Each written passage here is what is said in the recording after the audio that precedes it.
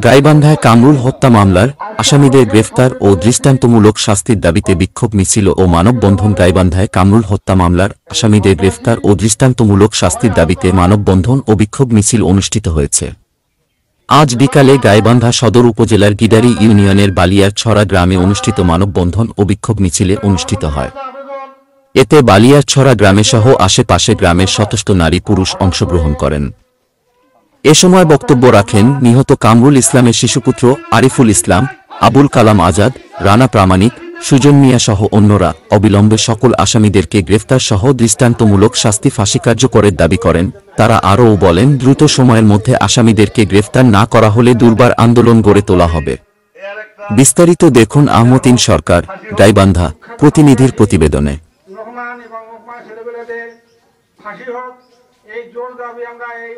মানববন্ধন থেকে জানাচ্ছি।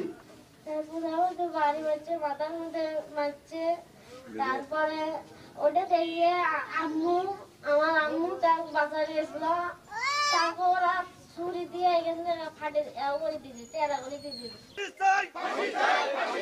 কামরুল হত্যার ফাঁসি চাই, কামরুল হত্যার ফাঁসি চাই, কামরুল হত্যার ফাঁসি চাই।